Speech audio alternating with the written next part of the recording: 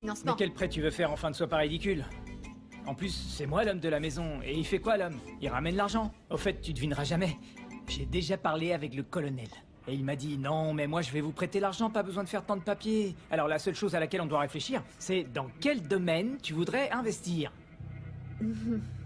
Hein? Bien sûr, oui, il faut Oui, réfléchir. pourquoi pas ouvrir une foire à tout? Oui, par Hein? exemple, On oui. vendrait des chiffons, des balais, des pelles, de la viande. Oui, oui. Très bonne idée.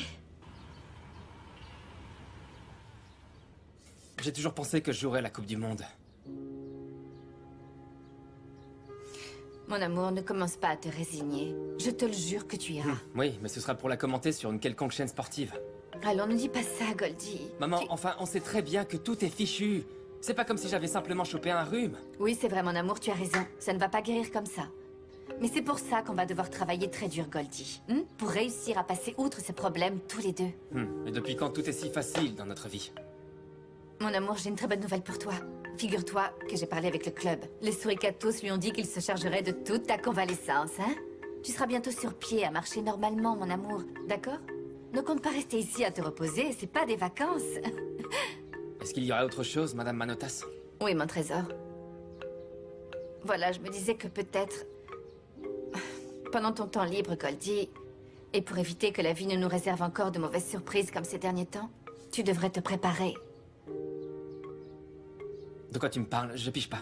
Mon amour, tu sais comment est le football. Quelquefois ça va, quelquefois ça ne va plus, ça peut être très éphémère. Tu en as conscience. C'est pour ça qu'il faut que tu te prépares, mon amour, et que tu choisisses une carrière qui te plaira pour essayer de décrocher un diplôme dans un domaine que tu aimerais vraiment étudier. Mais enfin, tu sais que ce qui me plaît, c'est le football, maman. Ou alors quoi, tu me vois déjà directeur technique ou journaliste, c'est ça? Oui, mais seulement après que tu auras été le 10 de la sélection lors du prochain mondial. On va y arriver, mon Goldie. On va y arriver, on est capable de le faire, crois-moi.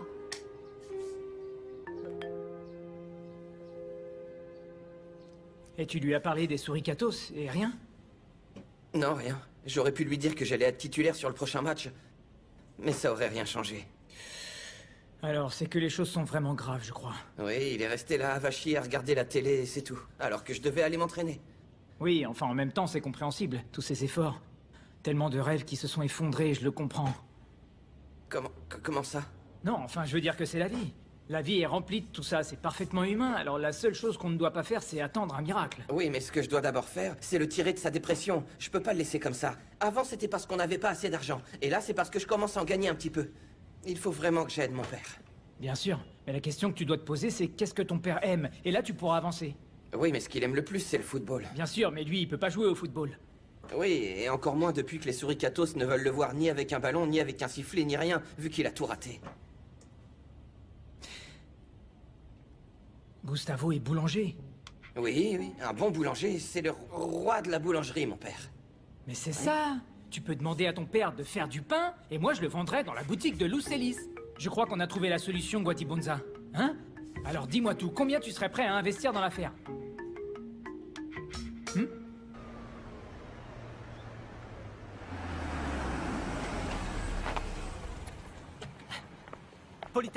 Polita, attends. Il faut vraiment Ah que je non, te parle. surtout toi, tu ne m'approches pas, merci. Attends, Paula, c'est très important. Écoute, ça ne te paraît pas encore suffisant avec tout ce que tu as dit sur ma mère, sur l'équipe de mon frère, etc., etc. À qui tu veux t'en prendre encore? Paula, quelqu'un veut faire du mal à ta mère. Comment ça? Ça y est, ça t'intéresse? Et qui voudrait faire du mal à ma mère, dis-moi? Écoute, même si tu veux pas me croire, je continue toujours à avoir beaucoup d'affection pour Et toi. moi, je me moque de ce que tu peux ressentir. Dis-moi qui voudrait faire du mal à ma mère, hormis toi, bien évidemment. Juan Camilo León. Tu le connais? Cet homme essaye de profiter de ta mère et de l'image de ton frère pour se faire un petit pactole. Ils ont monté tout un business avec un type, un agent, je sais pas quoi. Avec le truc de Victor et ses amis, non? Oui. Sauf que figure-toi en douce, ils ont mis en place tout un tas de magouilles, Paula. Ils veulent se faire un max de fric. Et qu'est-ce qui devrait me pousser à te croire, dis-moi? Ben ça c'est ton problème, Paula. Au moins je t'aurais prévenu. Ça c'est le numéro de l'agent en question. Appelle-le. Appelle-le et fais-toi ta propre opinion.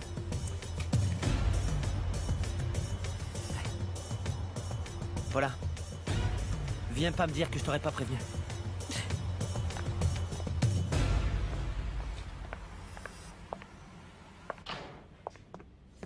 Oh, ben alors, colonel, qu'est-ce qui vous arrive enfin? Alors essayez de sourire à la vie. Vous avez perdu une bataille, mais pas la guerre. Mais quasiment, Floro. À vrai dire, je ne comprends pas pourquoi Jenny est partie sans dire au revoir. Bah, colonel, écoutez. Ça sert à rien de déprimer, il doit forcément y avoir une C'est explication, vrai. non? Reste plus qu'à attendre qu'elle apparaisse pour savoir ce qui l'a dérangée. Ou peut-être qu'elle est simplement lassée de moi parce que je suis un vieux ronchon. Non? Bah, en tout cas, je suis désolé, colonel. Ouais. Et vous allez où aussi bien habillé? Vous avez remarqué, alors? Ah oui, bien sûr. Comment vous me trouvez, hein? Je crois que vous devriez demander à Léonore si elle peut vous arranger ça parce qu'elle est vraiment douée pour ça. Colonel, Parce que... est-ce que vous voulez parler de ça? Bah, ça se voit beaucoup. Ah, mais enfin, voyons, colonel, je l'ai acheté comme ça. C'est la mode, enfin, c'est la mode. Ah, c'est ça la mode. Oui, bien sûr. Je vois. Vous allez voir Tina ou quoi? Eh non, colonel, je vais pas voir Tina. Je vais à un rendez-vous avec le destin. Je vais rencontrer des gens qui voudraient m'aider à diffuser ma musique. Vous savez, ils vont passer le disque que m'offre Victor. Ça veut dire qu'on ne va plus seulement l'entendre ici dans la cour, mais aussi un peu partout. Oh, mais colonel, allez savoir, vous savez que Dieu m'a offert du charisme et du talent. Alors d'ici peu de temps, on va se retrouver sur les stations de radio, les chaînes de télé, autrement dit, un peu partout, comme vous l'avez dit. Oui. Je sais que d'ici peu de temps, je serai devenu une vraie star. Que Dieu vous accompagne, mon garçon. Écoute, tu crois vraiment que ces pouvoirs sont réels? Ah, enfin, Yuya. Tu sais, le professeur Abonia nous a déjà sortis de cette situation, et cette fois-ci, il ne fera pas exception. Attends, j'ai quand même une question. Est-ce que les Espagnols, ils apprécient ce genre de médecine bizarre? Yuya, essaie de parler moins fort, tu veux, hein? Et qui va leur raconter? Pourquoi ils devraient savoir? Ah non, non, je vais rien dire, moi. Tu sais que moi, avec ces trucs-là, je suis la prudence incarnée. Écoute, Yuya, dis-moi, une fois que Victor ira bien, quel problème ils vont nous causer Regarde un peu cette fille. Ça veut juste dire que ce professeur est excellent. Tout le monde lui court après. Et tout le monde repart heureux. En tout cas, faut qu'on s'arme de patience parce que tu vois, l'attente va être très longue. Ça, je te l'assure. Oui, c'est probable, Yuya.